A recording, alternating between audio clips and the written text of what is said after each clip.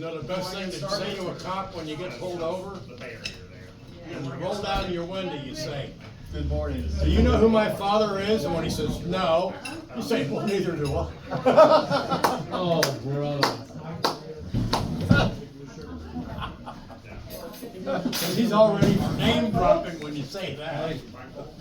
They asked the police to honestly answer this question. Are you more likely to give a ticket to a man or a woman? Yes. We're gonna do the we're gonna do the opening of the meeting, which is the Optimus Creed. And then right after that, the Optimus Creed, the Pledge of Allegiance, and Why don't we get that done while we're waiting for Coop? yeah, I think he's already here. And then we're gonna do the installation of officers. Sure. Right. So, ladies and gentlemen, can you all hear me now? Yes, we can. And repeating the Optimus. No, we're first gonna have a prayer by John.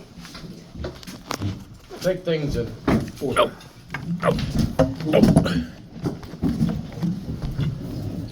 Our Father who art in heaven, hallowed be thy name. Thy kingdom come, thy will be done on earth as it is in heaven. Give us this day our daily bread, and forgive us our trespasses as we forgive those who trespass against us. And lead us not into temptation, but deliver us from evil. For thine is the kingdom, the power, and the glory forever and ever. Amen. And remembering, Lord, thank you so much for the opportunity that you give us in this free nation to go out and vote. And remember, the election comes November the 5th. Be sure and vote, because vote for godly principles. Amen. Promise yourself to be so strong that nothing can disturb your peace of mind. To talk health, happiness, and prosperity to every person you meet. To make all your friends feel there is something in them. Look at the sunny side of everything and make your optimism come true. To think only the best, to work only for the best, and to expect only the best. Be just as enthusiastic about the success of others as you are about your own. Forget the mistakes of the past and press on to the greater achievements of the future. To wear a cheerful countenance at all times and give every living creature you meet a smile. Give so much time to improvement of yourself that you have no time to criticize others. To be too large for worry, too noble for anger, too strong for fear, and too happy to commit the presence of trouble. Pledge allegiance of the flag of the United States of America, and to the republic for which it stands, one nation under God, indivisible, with liberty and justice for all. Hey, brother, would you do me a favor? Would you give me a couple of Hey, Coop. please? Hey. I want everybody up here to swear you Good out. afternoon, ladies and gentlemen. There's several purposes of this meeting today. Thank you. But the first activity we're going to initiate is the installation of officers for the ensuing year. And we are really graced today to have our outgoing president and Kenton County Sheriff, Mr. Chuck Korsenborn, who made a special effort to be here today because he had several other things he had on his agenda when I spoke to him yesterday.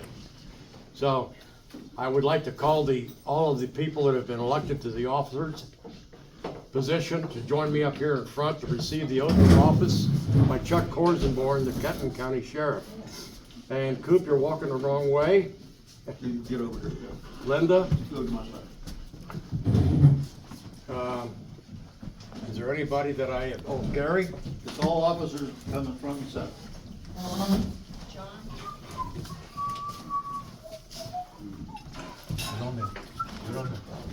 Scoot on down the road.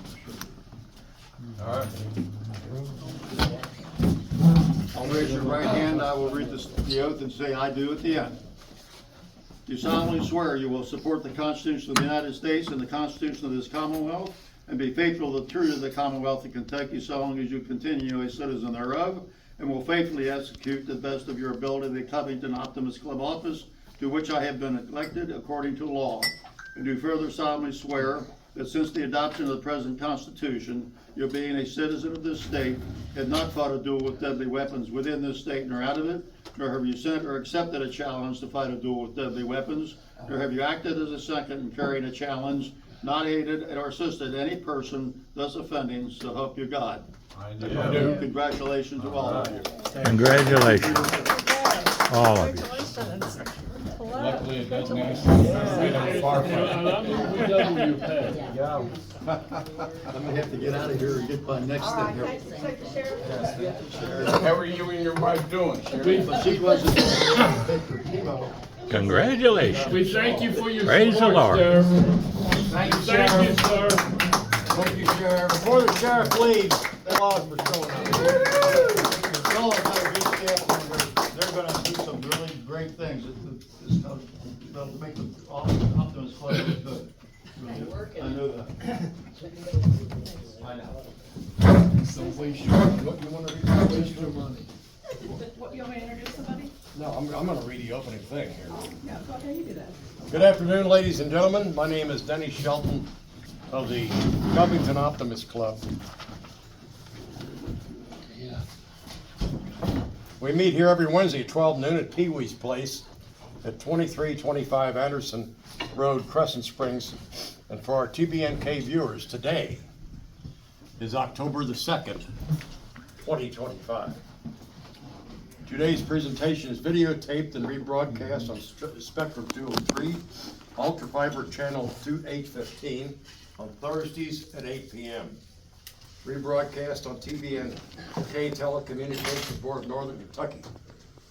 Stay connected with TBNK on demand, TBNK Facebook, and Optimus Facebook.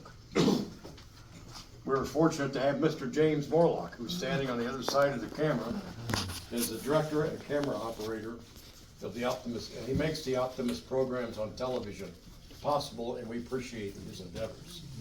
Yay, James.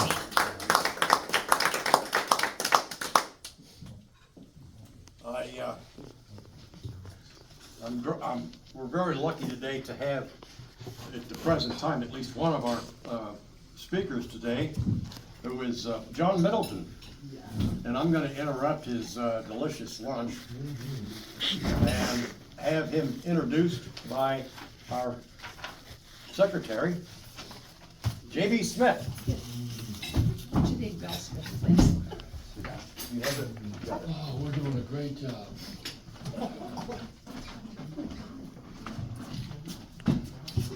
Yes, I'm Janine Bell Smith. I'm past president, secretary, and program director for the Optimist Club of Covington. And April the 15th of 1995, we became chartered, so we will be having a very special birthday, 2025.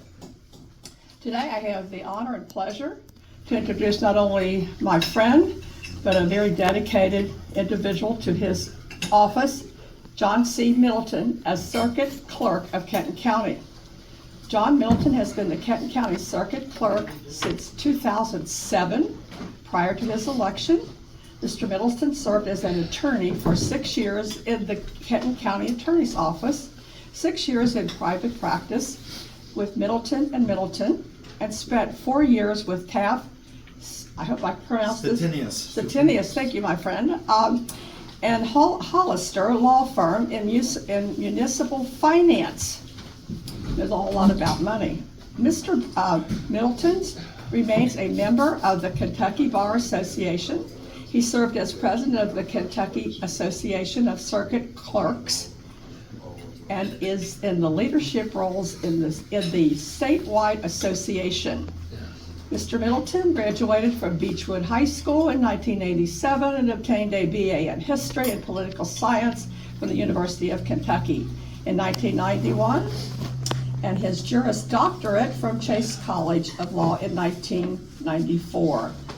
Mr. Middleton is the current president of the Salvation Army Northern Kentucky Advisory Board, current chair of the Rosedale Green Board, current board member in the Easter Seals Redwood Program of Directors, president-elect of the Northern Kentucky Heritage Association, and past president of the Northern Kentucky Heritage Association Board, past president of the Redwood Rehabilitation Center Board, and a national J.C. John Armbruster Award winner. He is married to his lovely wife, Janet, and they have 2 grown children, Joey and Will. Let's give Sergeant John all my pleasure with you. Should have worn my mask. After hearing that introduction now, I'm beginning to feel like I'm old. You are. I mean, the 90s didn't seem that far ago, but it's been a while. You know, I'm very fortunate to be running unopposed this year for another 6-year term. And I've really got a lot of people to thank. Obviously, the first people to thank are no longer with us, but my parents, Clyde and Mary, they really instilled in me a sense of community service and public service, and they really just set great examples for me in serving the public. And so, I'd like to thank them. Of course, my wife Janet, who let me run for office. And I think the only reason she let me do that is my term is a 6-year term. I'm not one of these people that run every 2 years, so she let me do that. My boys have been supportive over the years too, and now they're adults and out on their own and doing their own thing. So Joey and Will, thank them. And of course, you can't do what you do without a great team in the office. And I've had a number of employees over the years. We have a kind of a rotating office with a number of people that come and go. A lot of those people go on to better things, after serving in government. But I've really had some really great people, and the office in a lot of ways kind of runs itself because the people know what they do, what they need to do, and they get it done. So I'd like to thank my team, and of course all you, my friends here at the Optimist Club, who've been supportive over the years and continue to be supportive and continue to support our community, because the Optimist Club is such an important part of our community and the things that we do to serve. And so I thank you. And then, of course, the most important people are the people of Kenton County who have elected me unopposed now each of these times over the years since 2006 was my first time elected. So thank you. I love my job. When I first started out, Gary Edmondson was my boss in the county attorney's office, and he talked me into running for county attorney or for circuit clerk when I was in the county attorney's office, and I really liked the concept of it because I have a legal background. I was a lawyer by trade. I still am a lawyer. I'm still a member of the Kentucky Bar Association. And so we have that the legal component of it. I get to run for office. Most people don't. A lot of people don't like politics. They like the office. They like the job, but they don't like the politics of it. I grew up in it, and I really just enjoy talking to the people and talking about issues and that sort of thing. And then building my team. I have 45 employees, full and part-time employees, which is down a little bit, and I'll talk about the reasons for that. But I'm very pleased to be able to have that team. It's an interesting team because I only have one man on the team, so I have 44 females in my office. So big female office. Because I don't really have an election then, let me talk to you about what we do. A lot of people were familiar with the circuit clerk's office because every 4 years you went in to get your driver's license. You no longer do that. A number of years ago, the state, in its very infinite wisdom, thank you, Chris McDaniel, decided that it would be best for the state to take that over. And so now the state transportation cabinet actually issues those driver's license. And part of the impetus for that was Real ID, which was passed shortly after 9/11. And I think they've delayed implementation like 6 or 8 or 10 times. They keep it, and I've heard that they may delay it once again, but and it's due to take effect, I believe, in May of next year, 2025, where you're going to need that Real ID license to travel. But we no longer do driver's license, so I was kind of sad in that because it was one of the few things that people came to my office. That was you came to my office on a regular basis. The average citizen did. I often talk to people when they're interviewing me and say, how do you deal with difficult people? Because most of the people that are coming to my office are unhappy.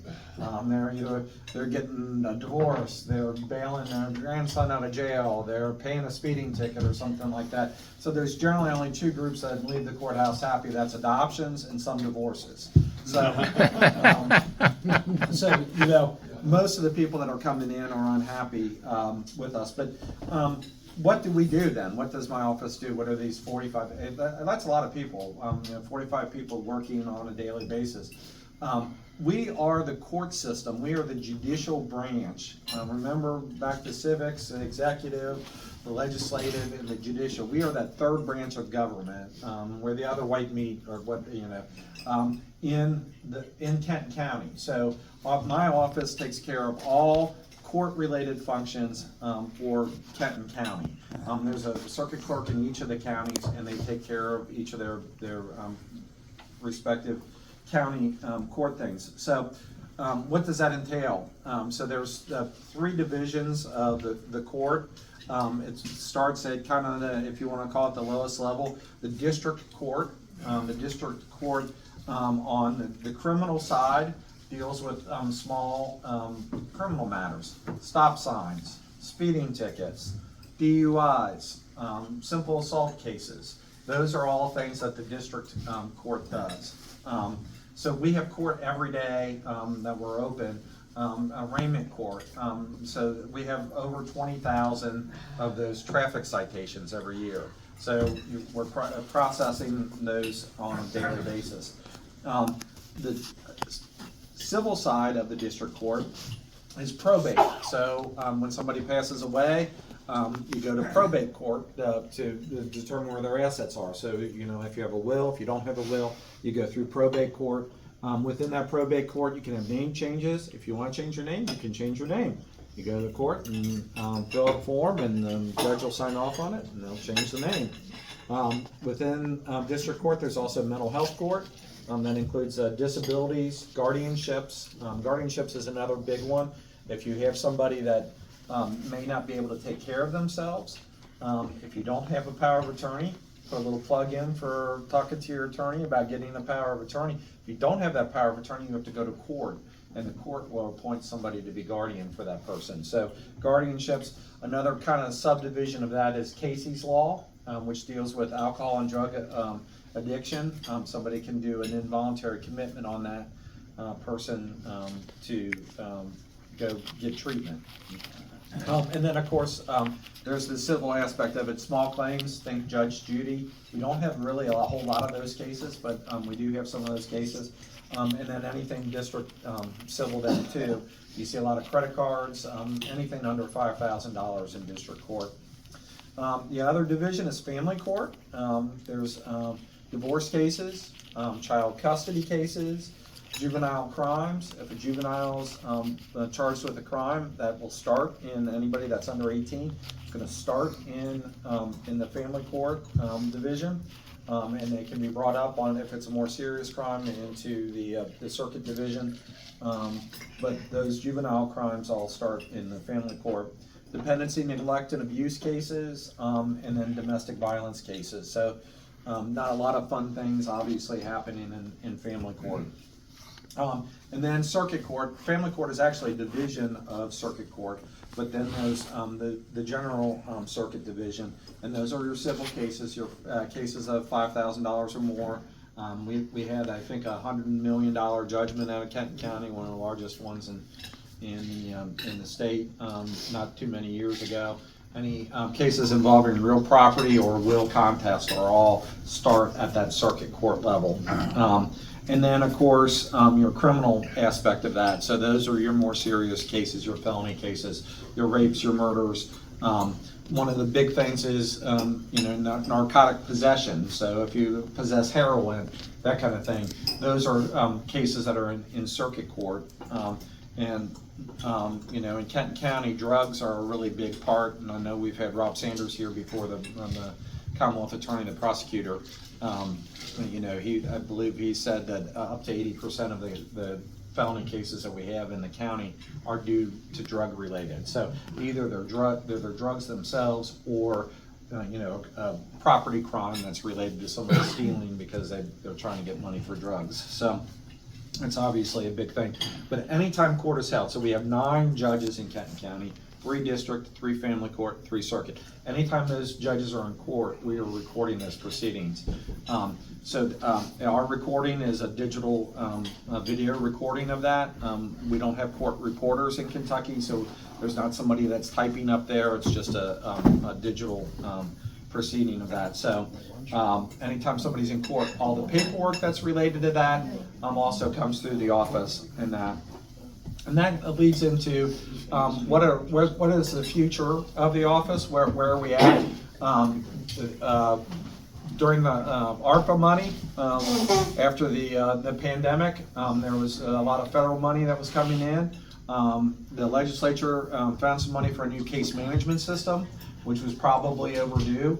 I'm probably going to talk a little bit in too much detail maybe for you, but you'll go away educated about the judicial system, and that's one of the things that I really like to do, because so many people are used to the legislative or the executive branch, but you don't hear about the judicial system. But that ARPA money came down, and so we have we're getting a new case management system in Kentucky. It was over $100 million for that system. The bid just went out, and they chose a vendor, so they're going to be working on that. But that case management system is how we hold in the computer all of the documents, and we're trying to get to the point. The federal system started in about 2000, putting all their documents online, no paper.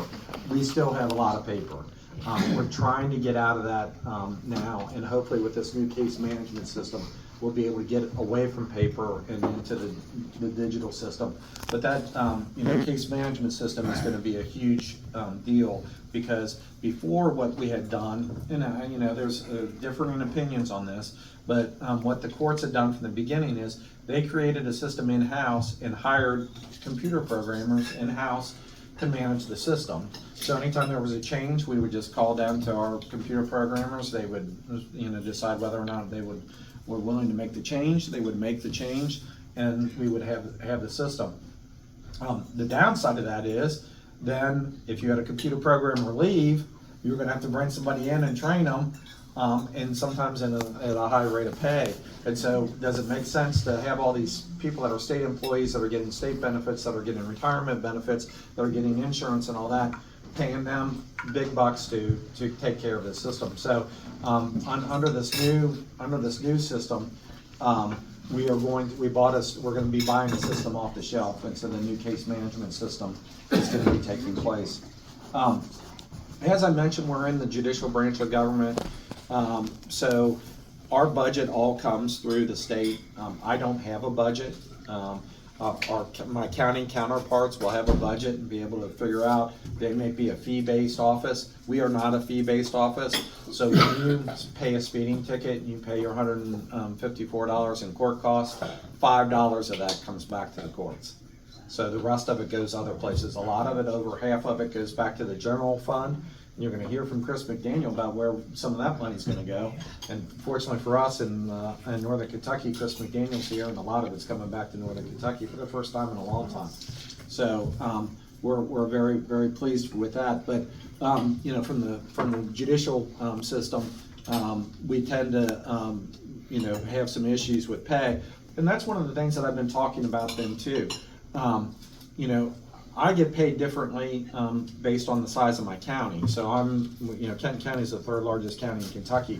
My pay is substantially more than those that are in very small counties, like in Owen County or something like that. My deputies' pay is not based on that. They pay the deputies the same pay across the state. So the pay of the deputy clerk in Perry County or Pike County or a small Western Kentucky rural county is going to be the same pay for that person as it is for Kenton County for a deputy clerk. And that's set by the Supreme Court, but it's ultimately set by the legislature, and not in terms of the budget. And I think that we need to look at our pay for our folks. What I like to say is, a plumber in Perry County is going to get paid less than a plumber in Kenton County. They're working on the same pipe, they're doing the same work, but they're getting paid less because it's a rural county, and that's what the pay rate is. That, you know, the cost of living is substantially less there. But in Kenton County, deputy clerk gets paid the same amount as deputy clerk in Perry County or Pike County, and to me that needs to change. We need to look at that. It's a difficult thing. I mean, how do you determine how that's going to play out? But we do need to do something. I mean, you know, the other example I use is, you know, I come up here, I go down to Chick-fil-A and get my value meal, and I pay for my value meal up here. I go down to Frankfurt for a meeting, and I get that same Chick-fil-A meal, and it's $1.50 less. Oh. It's $1.50 less in Frankfurt. And think about what it would be in Perry County or Pike County or Letcher County, one of some of those smaller, more poor counties. It's going to be substantially less than that because you know, the market wouldn't bear it. So my employees are paying for that Chick-fil-A meal. They're paying more than deputy clerk that's down in those counties. So I think that's one of the things we need to really work on. How am I doing on time? A couple minutes. All right. I just really appreciate everybody's support over the years, and we're going to continue to do great things. Always looking for good employees. It takes, I say, generally takes about 3 months to have a basic understanding of how to work in my office. So it's not something that gets picked up on right away. You know, the one thing that I like to say is when somebody comes to court. If you're not in court, it's not a big deal. But when you're in court, it is probably the most important thing happening in your life at that time. Whether it's a divorce, whether it's even a speeding ticket, But a lot of times it's very serious matters. It's divorce cases, it's domestic violence cases. Those things are the most important. So we want to make sure that we maintain the court system as best we can. And I try to hire the best people and all that. We're all human, we all make mistakes. The more experience they have, the less mistakes they're going to make. But it's difficult to keep and maintain good people. So we need to continue to work on that, and that's what I'm going to continue to work on. When I came in, like I said, the office is a very good office. My people are very good, but I want to try to make a good office great. I want to try to make it the best that we can and service the people that we're there to service. And when I say my prayers in the morning, I pray that we do justice, because that's what we're there for. We're there to do justice for the people of Kenton County and for those litigants that are before the county. And so I think that we, like I said, do a good job with that, but always looking and trying to do the best that we can. So I appreciate it. I'll take any questions on the cards. Take a short break. Yep, we're going to take a short break for lunch and let Chris McDaniel finish his meal, and then I'll come back for questions, and then we'll get back to it. So thank you. Write your questions on these white cards.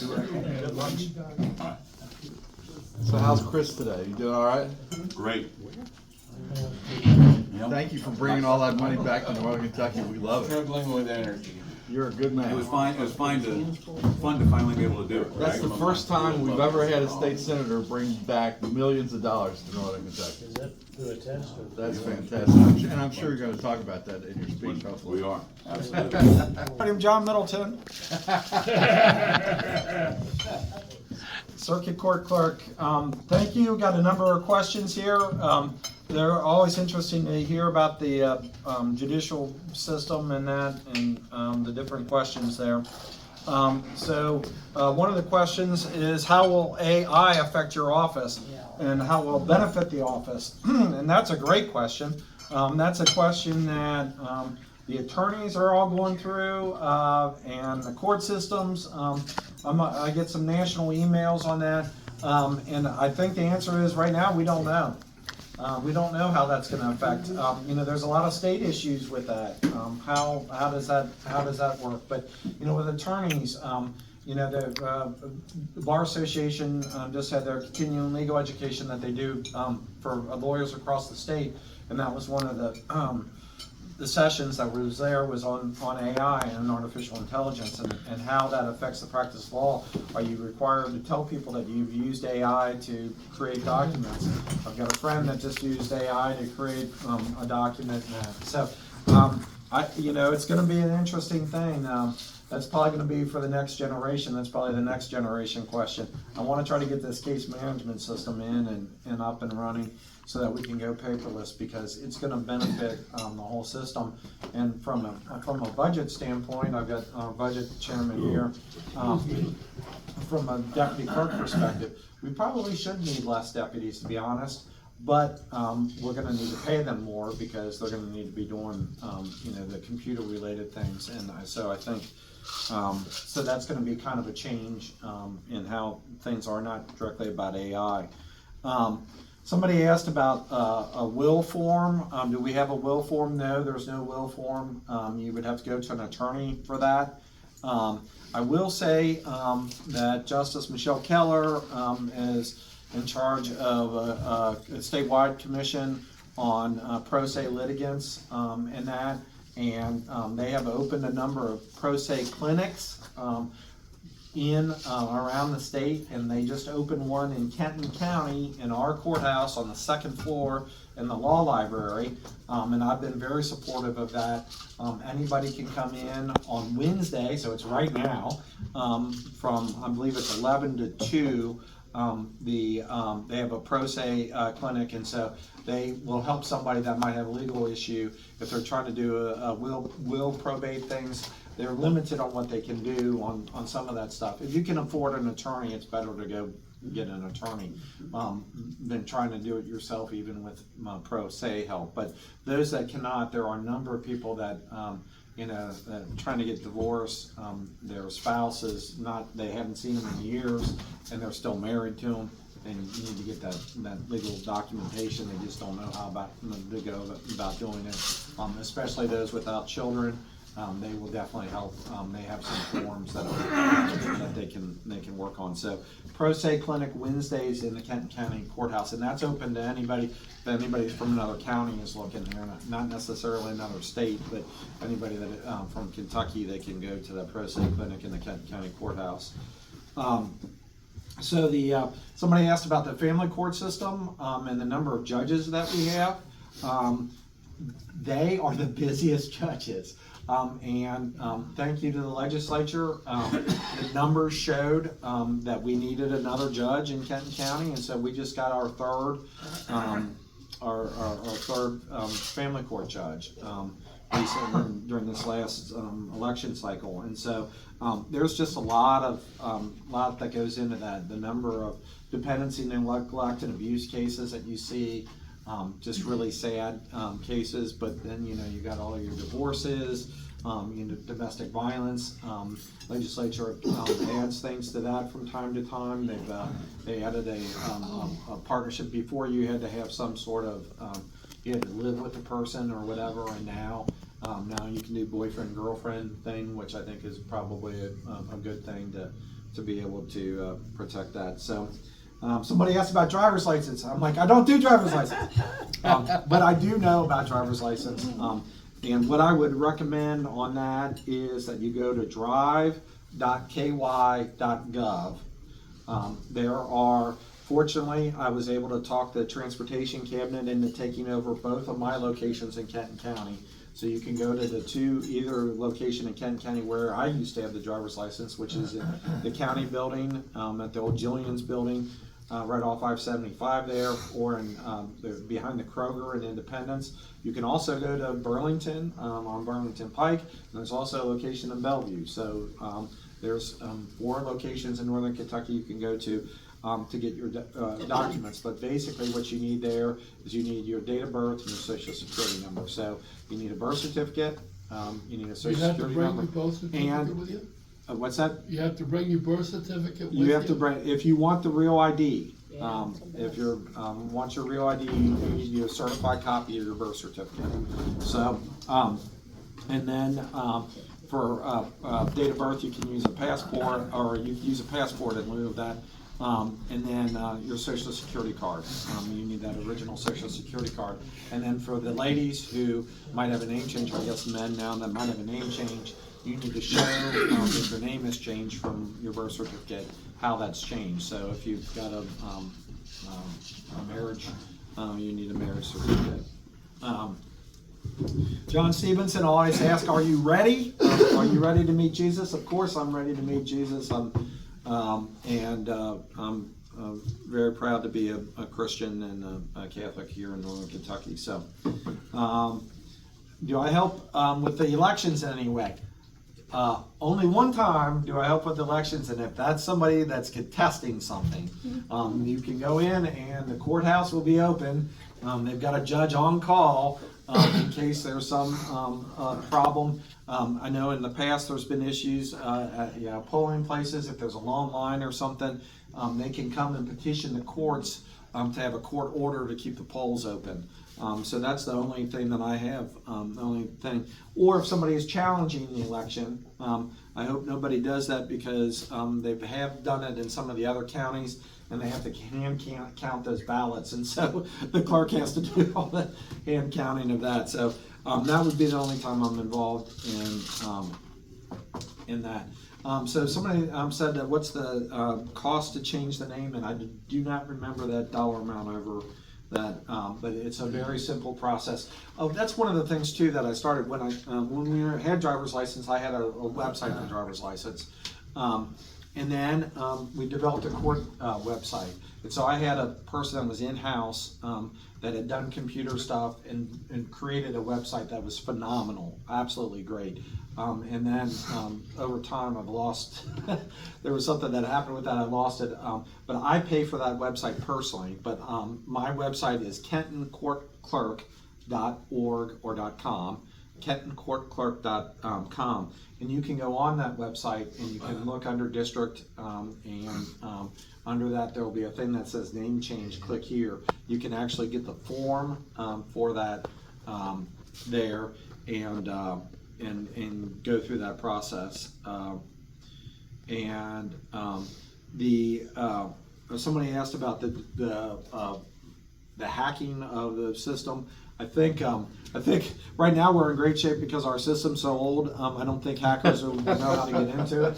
But under the new system, they're always looking for that. Somebody called the office the other day and said, "Hey, I need to get into your. I need you to do something with your printers.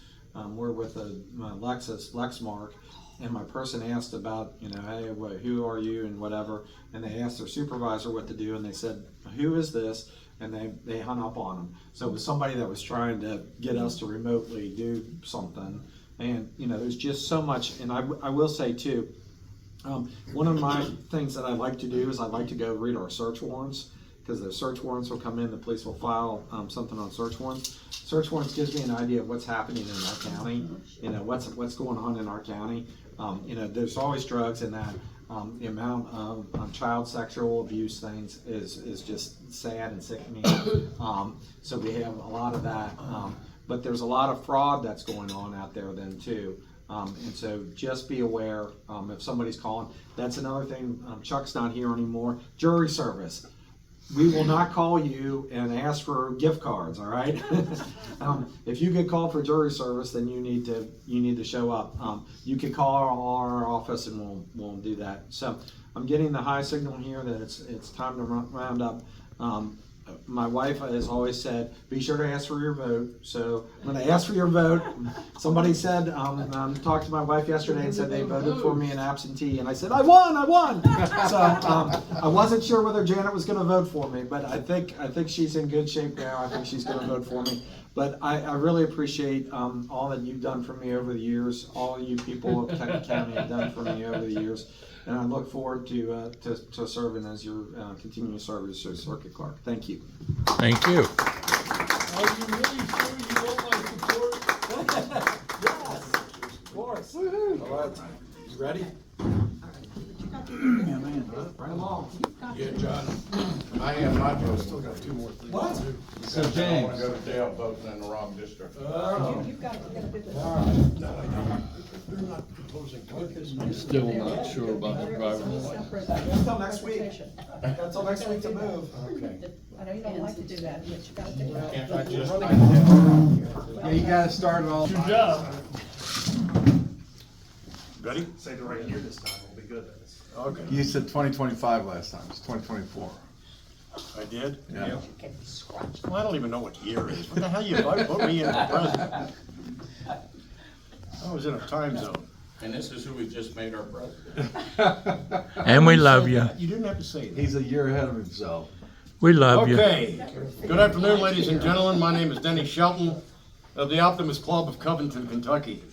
We meet every Wednesday at 12 noon at Pee Wee's Place at 2325 Anderson Road in Crescent Springs. For our TBNK viewers, today is October the 2nd, 2024. Today's presentation is videoed and rebroadcast on Spectrum 203, Ultra Fiber Channel 815, Thursdays at 8 o'clock. Rebroadcast on TBNK, Telecommunications Board, broadcast in Northern Kentucky. Stay connected with TBNK on demand, TBNK Facebook, Optimist Facebook, and James Morlock is our program director and camera operator, and he is responsible for this getting on to TBNK. Yay, James. And with that, I would like to introduce our secretary, Janine Bell Smith, who is going to introduce our next speaker.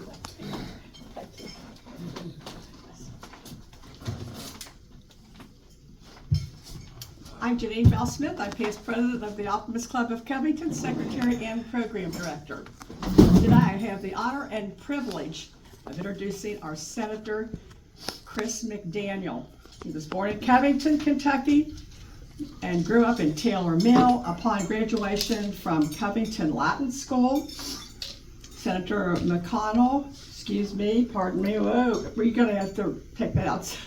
Senator McDaniel attended the Citadel, graduating in 1997, and was commissioned in infantry office in the United States Army.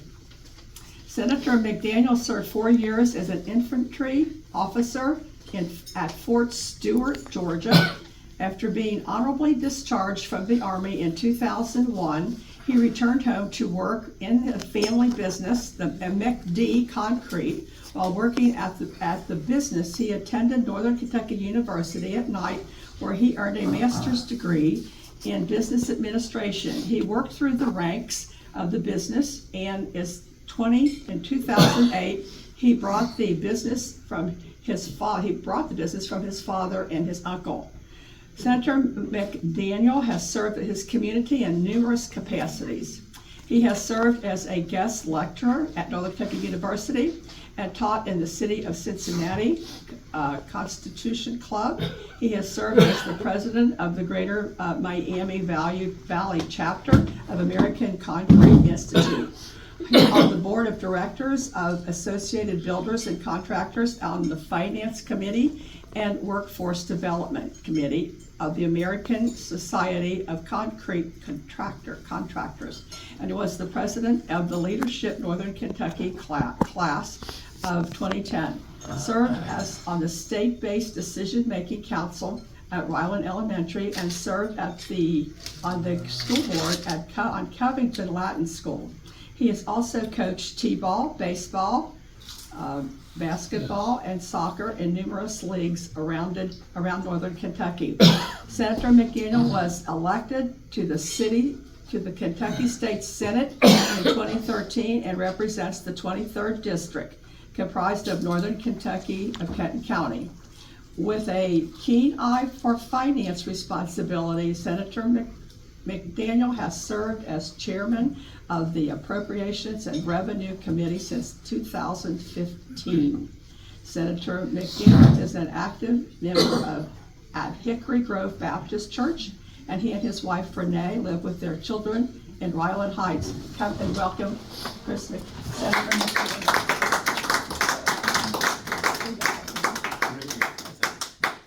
Thank you, Gene. Thank you all very much for having me here today. I sincerely appreciate the opportunity to come and talk about a lot of the work that we've done. You know, you hear the saying, politics drives policy, which drives politics, which drives policy. And it's kind of a very, very, very true, right? The beautiful thing about a democracy, and any of you that have ever run for office know this to be true if you've helped somebody, is ultimately we are accountable to the voters and we have to stand in front of the voters. And, you know, right now we're in the door-to-door phase of wrapping up this campaign. And, you know, it's something we have to actively do. We have to go out and actively stand on people's doorsteps and ask for people's votes. And it's both it's a wonderful experience. It's also a humbling experience. Because what you really realize that what most people want out of their politicians is to be left alone. They don't want a bunch of government in their lives, especially when it's on their doorstep and they want to eat dinner. But it is a very necessary part of what we do to stand in front of the voters based off of our record and ask to have another term in office.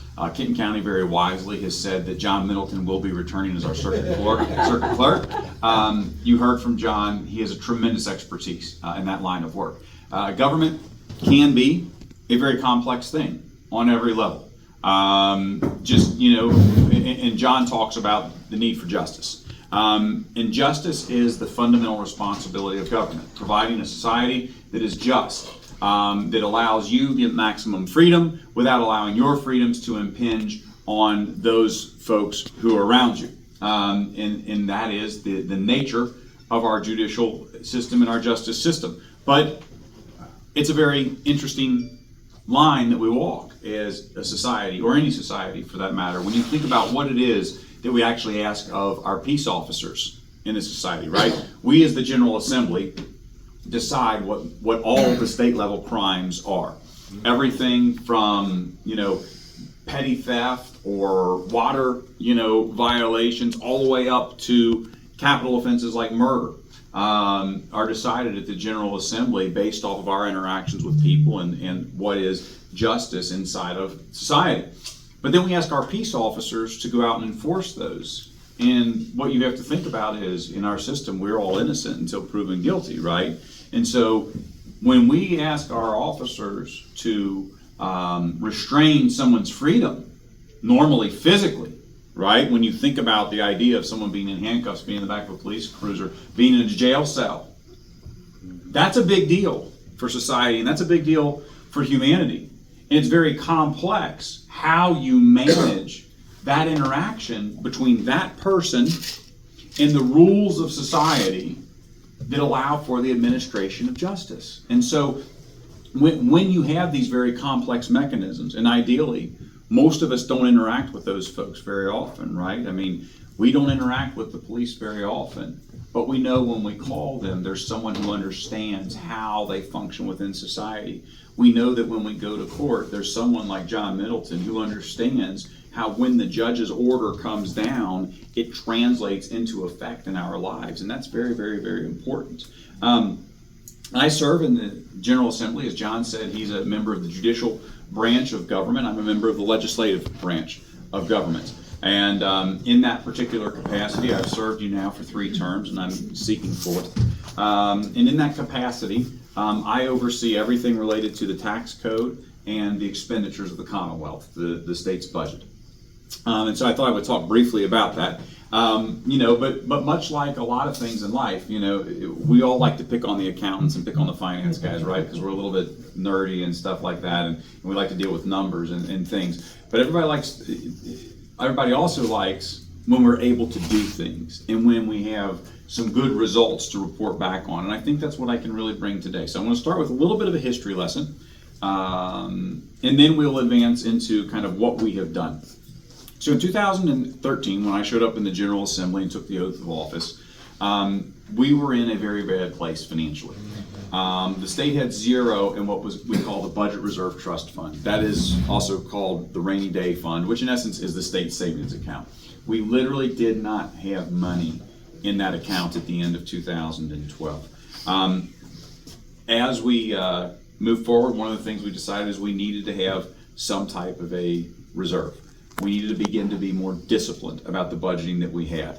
At the same time, we had these problems with not making the basic budget. One of the things that was brewing under the surface, and actually bubbling at this point, was the state of the Commonwealth's pension systems. Kentucky has a number of different pension systems, but the second largest of which was widely regarded as the second worst funded pension system in the nation, second only to Illinois.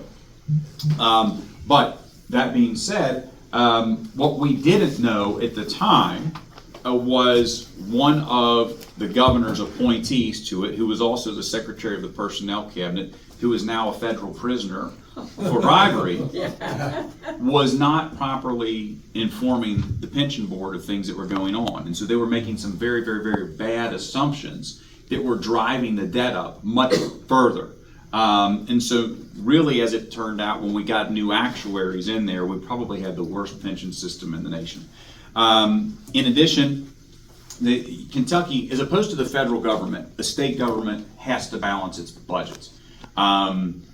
Now, how they balance their budget is always interesting. I like for a straightforward balancing, which means the money you take in taxes is greater than or equal to the money that you spend.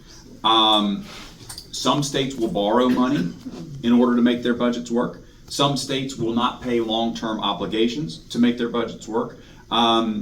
We, at the time, when I came into office, were actually dealing with a situation where the governor was underfunding pensions pretty dramatically, and at the same time, he was sweeping money from other accounts. And what a sweep is say, for example, the custom license plates you see, like the Heritage Fund, right? That actually sits in an account for the Heritage Fund, but ultimately, it's a state dollar. And so what the previous Governor Beshear was doing is he was taking those money out of those license plates and putting them in the state's coffers to make his budget balance. The biggest one was on your insurances, you'll see a surcharge for the law enforcement fund. That surcharge had gotten to be had a good balance in it. It's designated for police training, but he was taking that money and pulling it into the general fund. So when we talk about sweeps, that's what we talk about. And so over the course of the last decade, I've had one word that I viewed as necessary in this space, and that word is discipline. Discipline will always yield long-term results. It's not always fun.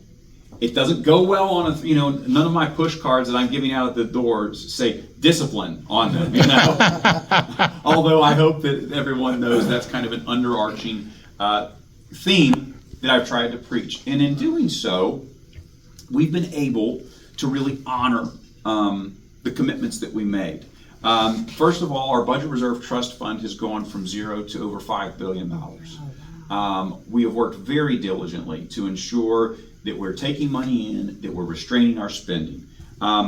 What has that led to? It's led for us being able to do successful pension reform. We seriously, we were one financial anomaly away from defaulting on payments to our state's second largest pension system.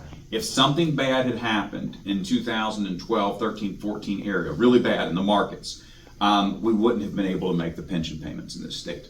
At this point, our funding has gone from under 10% to over 30%. We are largely recognized by the ratings agencies now as a much higher credit-worthy state because of how we have handled those pension systems. We are regularly running surpluses every single year at this point. As a result of those surpluses, we were able to take your personal income tax rate from 6% to 5%, and then to 4.5%, and then to 4%, and then in January we'll vote on lowering it to 3.5%, which we will be able to do because of this. It is not something that happened overnight. It has taken a serious and long-term discipline and a long-term commitment. But we've been able to make strategic investments because of that commitment as well.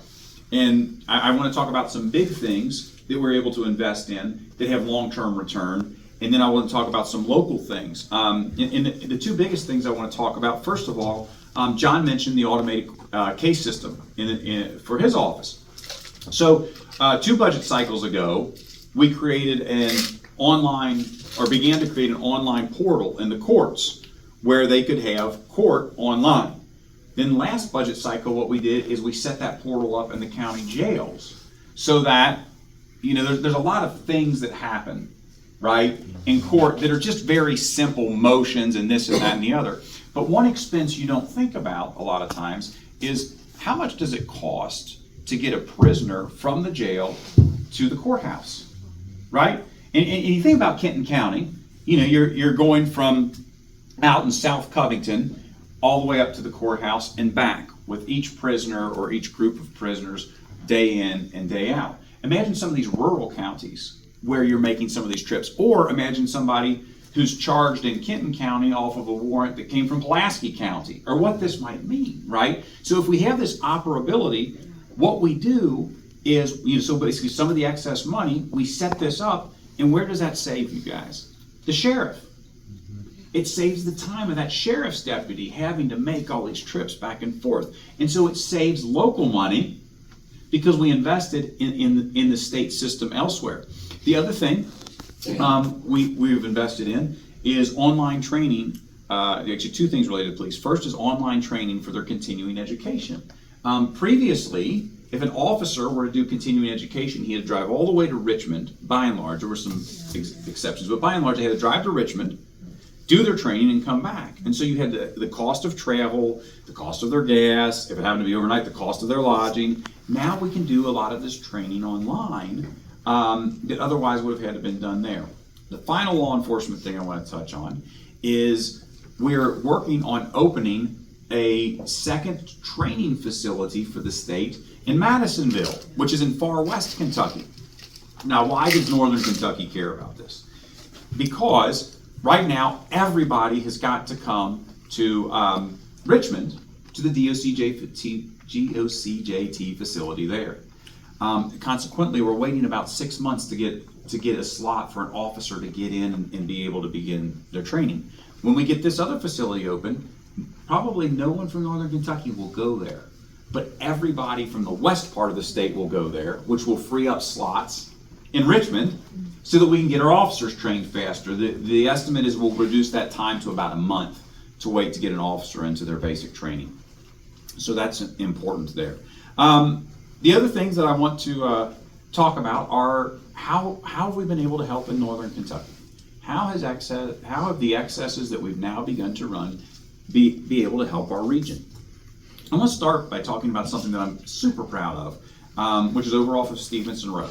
A lot of you are aware of the flooding that happens off of Stephenson, once, twice a year, something like that, some of the damage that it causes. Mayor Fetty had a group of us together, I guess maybe 9 months or so ago, and what came out in that meeting actually is that the sanitation district had a major project as part of the consent decree that they live under to deal with the flooding and deal with water retention issues there that they had to address. We also knew there was a road project that needed to be addressed, but because of how the funding was going to work, we were going to do a sewer project, tear the road up, make a mess, fix it up a little bit, and in a couple of years, do a road project, tear it up, make a mess, fix it up. And so we were able to allocate the money to completely redo Stephenson Road at the same time that we do the sewer project. So ideally, you just go in there, you do it once, you're not double spending money, refixing the road and tearing it back up again. And what you'll notice with what I'm saying is kind of a theme. I try to invest our money because it's not my money. It's largely your money. Now, some of it's mine, but I'm one taxpayer just like everybody else, right? But, I try to invest our money in a way that gets us returns, not just right now, that make everybody feel good, right? I want to put it in something that will return time and time and time again, and also bring efficiencies in other places like I talked about with the sheriffs. But Stephenson Road is one of the examples. Another example, obviously, when we had these surpluses and the federal money came along that Senator McConnell had worked for matching funds for the bridge, we had enough money in the reserve to apply it to a federal grant so that we can get the Brent Spence Bridge and not have to have tolls on it, which we had fought for so long. In addition to that, we've done a number of other things. around the Northern Kentucky region. Things like we're moving the NKU College of Law and the Medical College down onto the riverfront. If things go well, there will also be some increased capacity things with those that will be very, very promising. We've been able to invest in what they call a life sciences laboratory, and what that is there's no space between Lexington and Columbus that has what's called a wet lab where you can mix chemicals and things like that. That's readily available to folks who want to go and invent and do, and this will be a space where that can happen, and it will happen in Covington, which will be a very good thing for the region. And we've just made investments like that all over Northern Kentucky, particularly in Kenton County, but not always in Kenton County. Which, while I'm elected to represent us, I'm also elected for the region. So we've made strategic investments at the airport to allow them to compete, to allow them to expand operations out there. We've made strategic investments over at NKU, one of which, is something that we don't think a lot about. We have not actually had a medical examiner's office open in Northern Kentucky for, I believe, over 5 years now. When our corpses need to go through the medical examiner's process, they're actually sent to Frankfurt, or sometimes they're actually outsourced out of state for processing and evaluation, which we don't think about those things, right? I mean, that's kind of a weird thing, but it's something that has to be done. And so we have needed to get one back open. We've allocated the money, and we will have one open on NKU's campus here within the next, hopefully, year and a half or so. So we're working hard at that. And so there's investments all over the region that we're able to make because of discipline. But discipline does not come without active effort. I believe that the results of my active effort have yielded results for Kenton County, have yielded results for the region, have yielded results for the Commonwealth. And so I'm very honored to stand back in front of you, as John would say, ask for your vote here in 5 weeks. 5 weeks from today, right, John? And yeah, but who's counting? Be back on the ballot in front of you. So with that, I'm happy to. We're going to take a short break and take some questions. Thank you. Good.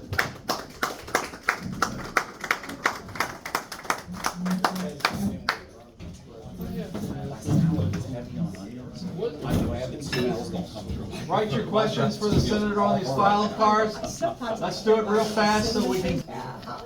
Let's get a picture of John before he leaves. 1, 2, and 3. 1, 2, and 3. Gotcha. Birthday to you. Happy birthday, dear Jerry. Oh my! Happy birthday to you. He was singing like hell. He didn't know whose birthday it was. Hey, what about Jamie Comer? Happy birthday. I was waiting until May comes in. Mine's next Oh my week. gosh, I'm just so pleased with the leadership we have. Everybody wants to carry here. Jane Hall. I wouldn't mind a piece, but where are we gonna put it? I'll take a piece too. I think another pathway for him. I got the boxes on the counter. Dennis brought them to me. Do we have any other questions? Do we have any other questions? Sometimes you lose, but you got a better pathway that God will give you. All right. You ready? How much time do I have total? 10 minutes. 10 minutes. 10 minutes for so you don't have to answer all the questions. Dan, Yes, sir. 2 minutes. I need to go to the restroom. John, you gotta move in, buddy. I'm sorry. If you can. I can't get it any I don't further. know if I can get by there, John. Bend into me. Buddy, you don't know what you're asking. He's got it. He got it. Barely. We're still going to get started while you're in the restroom. Yeah, but I'll be walking across the thing while it's. Just sit in one of those chairs on the right.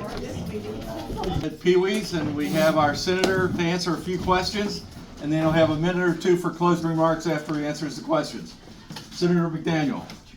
Thanks again, Dan. And thank you guys again. So we're back for a little Q&A time here. I'm going to try to make sure that I am respectful of the time that's allotted to me. So we'll get to rolling here real quick. So first of all, can you talk about reductions in income tax? Sure. So what we did, the first change was from 6% down to 5% with Governor Bevin, and that was just a flat reduction. Ultimately, we're trying to do to get to as low an income tax as possible. It's been proven time and time again that the best way to stimulate economic development is not taxed on income, but taxed on consumption. So when we actually buy something, that is the most effective means for economic development. So what we did is we didn't want to do something where we would blow a great big hole in the state's budget. And so what we did is put in place basically a three-step process. The first is our reserves have to be more than 10% of our tax receipts. So if we take in $15 billion, if we want to reduce taxes, we have to have at least $1.5 billion in savings. The second step is any reduction, you have to have left yourself a surplus of twice the amount of a reduction. So let's say that we go and reduce from taxes from 4 to 3.5%. And that reduces the receipts of the state by $500 million. You have to have left yourself $1 billion less in spending than in tax receipts to make sure that you have room for that reduction. And the third and final check is a vote of the General Assembly. Once those first two conditions have been met, the General Assembly has to come back in January and vote affirmatively to be able to reduce their taxes, or to reduce the income taxes. And so that's what we're on. It can't be more than 0.5 percentage point in any given year. Like I say, it's all about long-term discipline. These things do not happen overnight. And a lot of times when people try to make things happen too quickly in government, they really can have some disastrous consequences, as we've seen. So that's the first one there. The second one is, when will work start on the I-75 bridge? So that's another outstanding question. The I-75 bridge is continuing to be under development. There are a lot of different things that go along with the bridge itself. I believe that we will see the first stages of the construction start by early summer of next year. Now, that will not actually be on the bridge.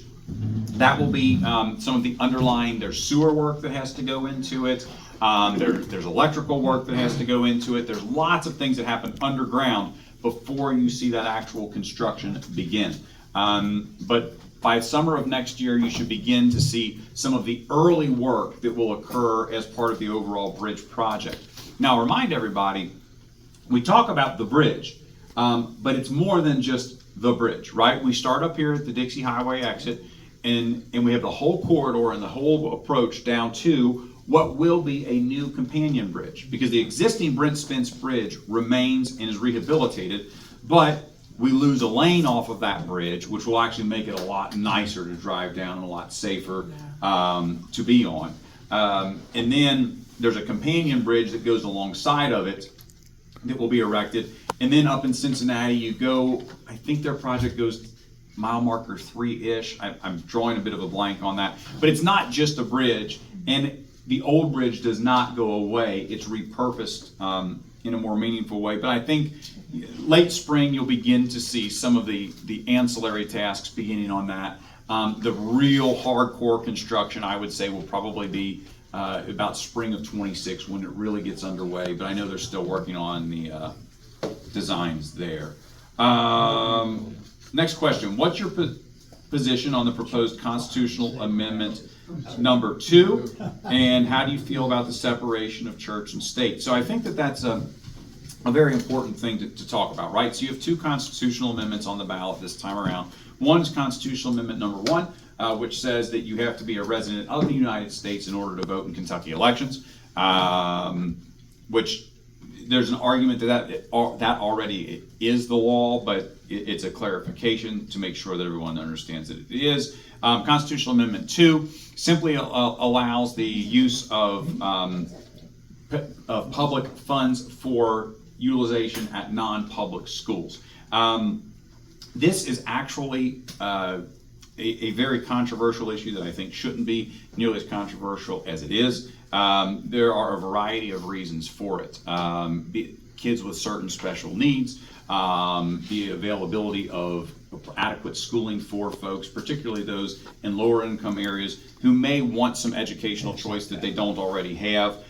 This is not. There are a lot of allegations, that this is a voucher system, and it is not. In fact, the only thing that's currently in law relates to an educational scholarship tax credit, and that tax credit basically says that if you donate to a scholarship fund, not one that you control, not one that's used for your kids, in fact, it's basically designated for low-income kids, that money can be used for those scholarships that would be administered by a different party. So obviously I am supporting amendment number 2, separation of church and separation of church and state. Absolutely, this is something that is a bit of a bedrock, but it's also a bit of a misnomer as well, because you simply cannot, you can't get to a place of moralistic operation without some degree of belief in and ultimately a divine state somewhere in all of our humanity. And so you can't separate, while the state cannot engage in demanding your church activity, the church is the fundamental foundation for morals, and those morals in large ways do translate into public life, and they are important. Next up, service taxes. Concerns at 6% is too high. Reduce the number of service tax, reduce the number of service taxes. So yes, so this gets into kind of the same conversation from earlier about when you have the idea that you reduce the income taxes, but you increase the consumption taxes. And these get very, very difficult because the point of taxation is always a tough one. And what do I mean by that? So I'm in the concrete business, right?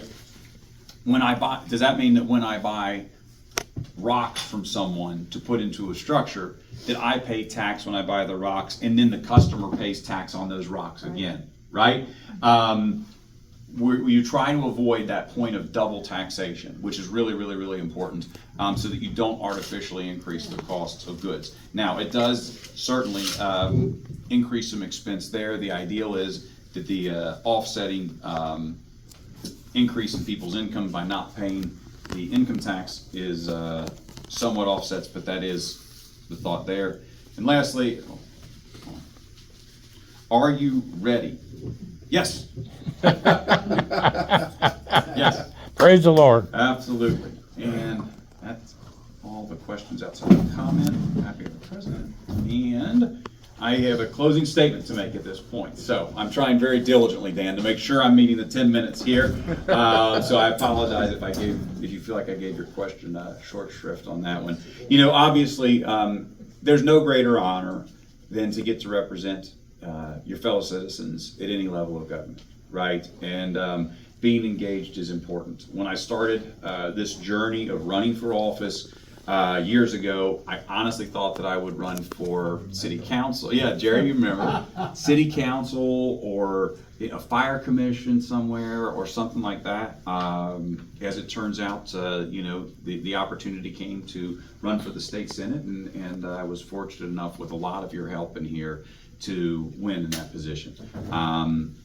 I would like to continue in the position very much. I think that my track record holds that we've been able to produce for the taxpayers at every level, that we have done things that will allow for a better Kentucky in the future, and that we've done things that we can stand in front of voters and proudly say, please vote for me again.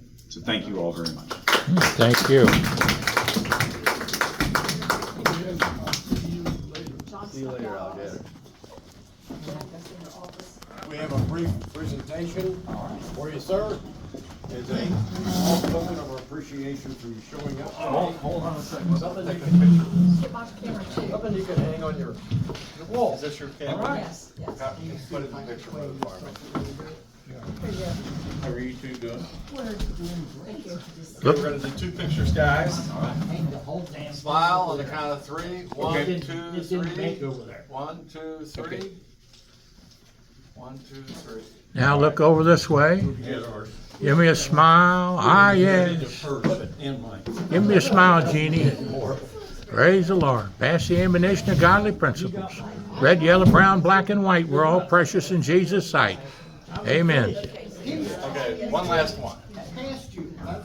On the count of three. 1, 2, 3. All right. And 1, 2, See you 3. later. Thank you.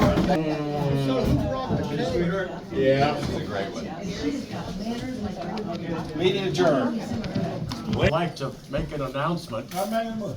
We ain't taking it yet, Gary. Wait a minute. You'll be the first one I call on for that. Before we adjourn, I would like to make one announcement for the ensuing year. That the first of the month, the first Wednesday of the month, will be a business meeting of which you are all heartily invited to attend. And we will have a business meeting and talk about projects that we are undertaking. So, now, Jerry, The first one of those will be the first Wednesday in November. first Wednesday in November will be a business meeting. Thank you for giving a birthday. Now, Jerry, Many more to you. Jerry, Can we make a motion to adjourn? no, your father is in line for that. Jerry has made a motion that we adjourn.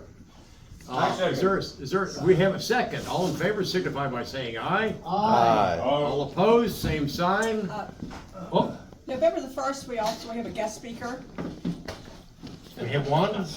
One, yes, he's going to talk about the electoral law college and Okay. constitution. Okay, And that's been approved way back when, Okay. and we're good to go. So let's finish up our program on elections, because then usually that Wednesday after the election, John Middleton usually will give us a presentation on how the elections went, how much the percentages that we vote, all this type of very important information that I think would be good for the TBNK viewers. So what Janine is saying is we're booked up for November as far as the board Pretty meeting. much, yeah, and then after that, then we just. So let's do a December Another thing too, I board wanted to bring out, I was able to talk to Link, NKY, Northern Kentucky Link. I talked to her name was Megan Goff. She is the executive director and editor. I spoke with her about some other issues, and in the meantime, we became very knowledgeable and friendly with each other. And I have invited her to come and speak to the Optimist Club. She was very appreciative of such an invitation. I remember when we had Mark Payne and Haley Parnell, they came and spoke to us. It was just kind of off the cuff then. But what my contention here is, and I was talking to Megan, I said, we are going to celebrate our 100th year anniversary, and I was hoping we could get some media coverage on this. And so now we have a great connection with Link and KY. So that's, I'm always trying to think ahead. Isn't that right, Dan? I'd like to. So I stand corrected. The first business meeting will be the first Wednesday in December. Now we stand adjourned. All right, thank you.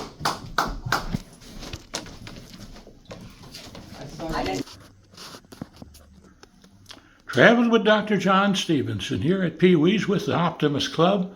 God bless you all here at Pee Wee's Restaurant. Great day.